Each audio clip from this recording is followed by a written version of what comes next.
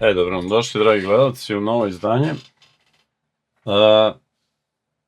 Hteo bi sada neki mali izvod iz takozvane laboratorije da napravimo, znači pogotovo za mlađe ambicioznije igrače se ovo odnosi, znači da bi to uspešno igrali danas šah i napredovali, morate pratiti svetske trendove da vidite šta se dešava, kako igraju najbolji igrači.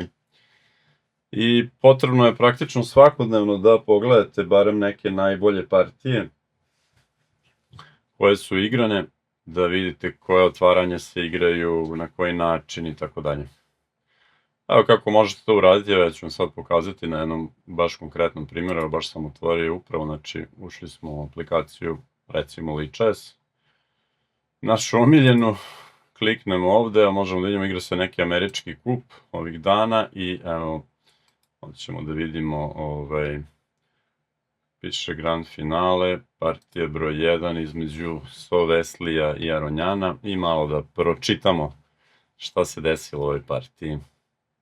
Znači, Vesli je bio beli. Evo da vidimo šta je bilo, znači Italijanka, da. Italijanka ponuđena, da, danas je trend da je Italijanka popularnija od španske partije. Pre je bilo potpuno obrnuto, ali nekako Italijanka pruža mogućnosti za razne varijante, i beli i crni imaju ogroman prostor za biranje raznih poteza koji su skoro potpuno iste snage, da tako kažem, iste vrednosti, pa možete igrati i ovaj i onaj potez, u svakoj poziciji skoro 5-6 poteza i to pruža ogroman prostor za istraživanje, pa se ljudi danas veoma često igraju Italijanku češće nego špansku partiju.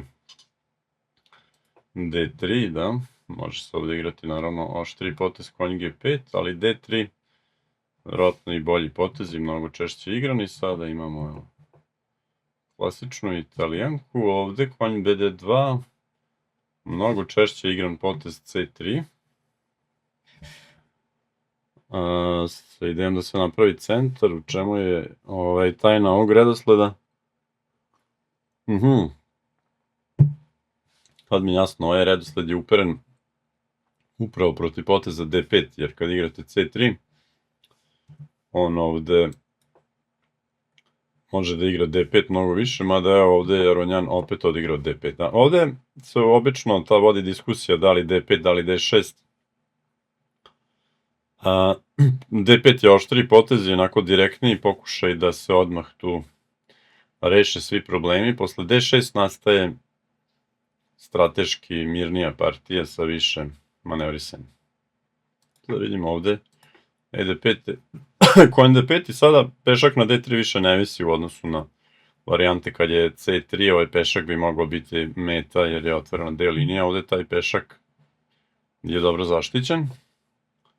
Da vidimo šta se dalje dešava, aha, konj B6, stop E1, kako da zaštiti ovog pešaka na E5, F6 ne izgleda dobro jer su slabi po ovoj dijagonali. Da, ovde u stvari ima i ovaj potez direktan, koji odmah stavlja crnog u probleme, recimo ako uzmete sa pešakom, onda verovatno konj B3, beli će da vrati ovog pešaka na D4 sa kamatom, da tako kažemo. Ako bi uzeli sa skakačem, posle ovoga isto može da sledi skakač F3 ili skakač B3, verovatno skakač. Sad rekao bih skakač B3 pre, da ne bi mogao da me veže tamo sa lovac G4. Kompjuteru je vrlo slično. I kaže da manje više nastane neka ovakva pozicija da beli ima lovački par i malo je oslabljena pozicija crnog, da, s malom prednošću. Znači na top E1, ako bi branio sa topom na E8, beli može da skoči ovde, prirodno bi bilo ostaviti lovcem po ovoj dijagonali, ali to je opasno vjerojatno zbog ovoga. Da, i ovde beli ima već opasnu inicijativu, napoje s tempom damu, ako pešak dođe ovde, čak kompjuter, da, ovo je fenomenalno, što se LF, GF i lovac D5, iako crni uzme na D5, sledi skakač F6 sa dobitkom naravno, znači F6 se ne može igrati, mora dama stati možda na D7, ali to izgleda jako nezgrapno i slabo, zatvorio ovog lovca, da. Znači, posle tope 8, posle tope 8 skakač E4, ovaj lovac izgleda mora da ide ovamo negde, da zaštiti ovu dijagonalu i spreči taj LG5. Ali da, sviđa mi se pozicija belog ovde. Malo ćemo napadati ovog E5 pešaka, recimo može ako razvije lovca ovamo, možemo ih ovaj potez igrati, da, ponovo napadajući E5 pešaka, nije tako jednostavno, da. Zanimljivo mi je izgleda da je Aronjan i na potez skakač BD2 igra odmah D5. Dobro, i sada je igrao potez skakač B6. On hoće da izjasni ovog. Da. Sada možete vidjeti ovde. Na prvi pogled je pešak na E5 nezaštićen, ali ne može se pojesti jer ima taktičkih nekih mogućnosti, recimo lovac F2, kralj F2, dama D4, kralj F1 i crni opet vraća materijal, a kralj je belog sada ostao ogoljen, tako da ovaj pešak na E5 u stvari ne visi. Beli igra lovac B3 ili lovac B5, aha, na lovac B3 crni ima ovaj potez. I sada će da reši vrlo bitan problem skakača na C6 u Italijanci, koji je obično slab jer ga beli ograniči kasnije neka sa C3. Ovo visi lovac, izmenit će se ovde po jedna figura, ovaj lovac u stvari nema gde. A ako uzmete na D4, može da uzme ovako, crni uzimajući prostor i nema više E5 pešaka s kojima obično u ovoj varijanti crni ima probleme, da. Znači, lovac B3 je zbog toga, zbog poteza konj D4 igrao Wesley. I sada sledio je potez lovac G4. Dobro. H3, lovac H5. I skakač E4, da. S tempom napada ovog lovca i hoće ovde da stavi skakača na G3 i na taj način se razveže i posle toga će crni biti pred neprijatnim izborom jer visi pešak na E5, visi lovac na H5. Posle lovac E7, skakač G3, ovaj mora da jede na F3, dama jede na F3. I ovde bi skoro mogli da zaustavimo otvaranje jer čini mi se da je beli postigao malo bolju poziciju, istina može ovaj skakač nekada dođe na D4, ali sad odmah verovatno ne, jer visit će pešaci na E5 i B2, beli ima lovački par, rekao bih da je beli malo bolje. Da vidimo vreme kako je bilo, ovde piše da je Wesley imao u ovom momentu 1.14 na satu, a Aronjan 1.22. To jest, ajde malo da pogledamo i to sa vremenom, da vidimo dokle. Skakač B6 ovde, Aronjan se prvi put zamislio, aha, ovde je razmišljao čitavih 11 minuta, znači ovde nije bio siguran u ovoj poziciji, mada čudno je, zato što potez top 1 mi izgleda najlogičniji, sad se zamislio 11 minuta je odigrao potez skakač B6.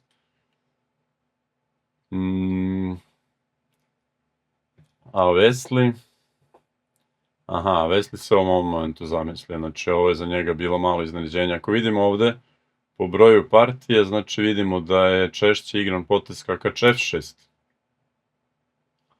Skakač F6, sada opet ne može da se uzme na E5 zbog taktike. Znači ako skakač E5 ovaj put može ovako neka taktika da prođe, pa imaće i konj G4, da, to je jasno, da ne sme da uzme na E5. I beli su najčešće igrali H3. Sada već možda, mada još uvek ne preti, će biti taktika, mislim, s druge strane. Recimo, ovde su igrali potez A6. A6, A3, B5, ovako su igrane partije, hajde malo ovo da pogledamo, lovac A2, lovac B7, da, ova pozicija liči sada na neke španske partije, pešak na E5 za sada ne visi, ali će u jednom momentu biti problem. Kaže B4, I sad ako bi lovac išao ovamo, beli može na razne načine, čini mi se da igra ovu poziciju, kompjuter predlaže C4 kao bitan potez, zato što je pretnja C5 i ovaj pešak je već strašno ugrožen, zatim može ga dalje ovaj lovac napadati sa B2 i tako dalje, bit će teško braniti tačku.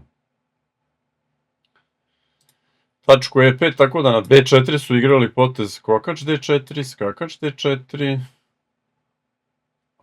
Da, ovde opet beli ima lovački par, sada bi bilo, po mom mišljenju, logično uzeti ED4, ali onda, aha, konj B3, sad idem konj C5, ovaj ima lovački par, sviđa mi se ovde pozicija belog. Ako recimo uzme skakačem, to isto izgleda lepo, s tim što žrtva ovog pešaka na E5, šta se dešava ako pojedem? Aha, prosto ima inicijativu dama D6, napad i top konj D5, top E8 i tako dalje. Šta ovde imamo neku partiju? Imamo neku partiju Fedorov, Kostaki, kako se već... Kostači, vjerojatno. Kaže kompjuter lovac B2, ovi lovci tu lepo šišaju i tako dalje. Sve izgleda interesantno, mada ne izgleda mi loše ni za crnog. Znači ovo je možda bilo bolje igranje za crnog, da ide skakač ipak na F6, a ne na B6, mada Ronjan se možda odlučio zbog toga što je ovo mnogo češće igran potez, pa je želeo da iznenadi. Vesli je, znači, posle ovog poteza lovac B3, lovac G4, da, ovaj potez mu nije bio vjerojatno dobro, lovac G4, jer sad posle forsiranih događaja je ostao bez lovačkog para i u slabijoj poziciji. Da li je ovde mogao da igra neki drugi potez, lovac G4, igrali su potez A5, sa idejom A4, i kad ubace A4, onda lovac G4, mada to vam izgleda slično kao i ovo što su oni igrali u partiji, tako da ne vidim neku, recimo lovac G4, H3, lovac H5, konj E4, i na L7, aha, ovo je razlika. Sad sa ubačenim ovim potezima A4 i A5, recimo u ovoj varijanti skakač G3, lovac F3, dama F3, sad crni može da igra konj D4, tamo kad su bio pešak na A2 to nije bilo tako dobro, a ovde će uzeti na B3, bit će slab pešak na, recimo posle dama B7, skakač B3, CB3, dama D3, čini se da ovde ima crni kontra igru. Aha, znači ovo ubacivanje poteza A4, A5 je dobro za crnog i korisno, veoma. I ovde već u Masters bazi nemamo partije, u Lichess bazi imamo par partija sa konj G3, ali bez nekog naročitog uspeha. Kompjuter kaže da bi ovde mogli da igramo potez C3 i dalje da igramo ovu partiju. Dobro, evo ja se neću baviti, znači pre svega u ovom pregledu ovih savremenih partija i ja se trudim da pokupim ove ideje iz otvaranja i da naučimo nešto o tome. Možete naravno proučavati i druge faze partije, ali za ovu priliku, evo sad pokazao sam na jednom primjeru kako možete da širite svoj arsenal u otvaranju i kako je danas i neophodno da radite. Eto, toliko za ovaj video, vidimo se.